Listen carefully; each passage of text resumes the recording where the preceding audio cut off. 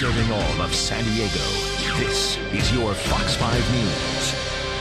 Well, the World Series here on Fox 5 came to an exciting finish tonight as the Philadelphia Phillies won the world title. Troy Hirsch is here now with...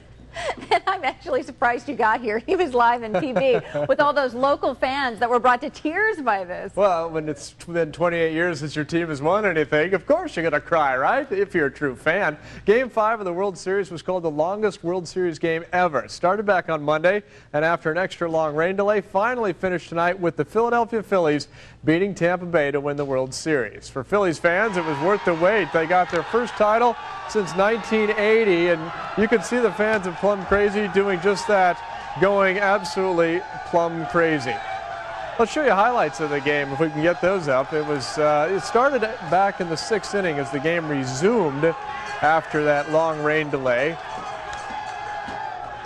I guess we're not going to have those highlights there. Instead, let's hear from a couple of the Phillies fans down at Plum Crazy after their team won the game. This moment, because there's a lot of times you don't have everything go your way. I was just fortunate enough to, I guess, be on the good end of these victories and winning a trophy. But truly, it was the teammates behind me that really helped me through these times. Well, that was Cole Hamels, the MVP of the World Series, and once again you see the Plum Crazy fans doing just that, going plum crazy. Their team hadn't won a World Series since back in 1980. A lot of these Philly fans have moved from the East Coast to San Diego, and they all got to celebrate together, and here's what they said afterwards. Oh my gosh, this is just so heartfelt. Our city, beloved Philadelphia, yay Phillies! Gosh! Not only for the Phillies fans, but the Philadelphia fans, the sports fans. It's been 25 years, a long time. And like I was just telling you, I only hope the city of San Diego can experience this, whether it be a Super Bowl or a World Series for the Padres. Well, maybe someday that'll happen. And a lot of people thought this would be the Chargers' year. Instead, they slide into their bye week with a record of 3-5. And they'll take this time to get used to their new defensive coordinator, Ron Rivera. Rivera takes over for Ted Cottrell, who was fired by the Chargers yesterday. Today, the players talked about how they feel mostly responsible for Cottrell losing his job and the team's poor start.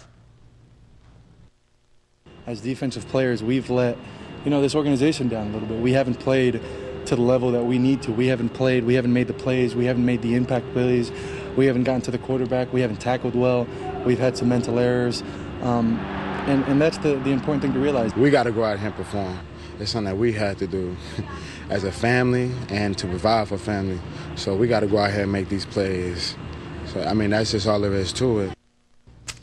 Yes, that is true. The Chargers have 8 weeks to right the ship and make a run at the playoffs, and maybe their fans can feel as good as those Philly fans at Plum Crazy after the Phillies won the World Series. Wouldn't that be great to have a celebration like that somewhere? Oh my gosh, that would be long overdue. Now, despite the Chargers' record, they actually are still in it.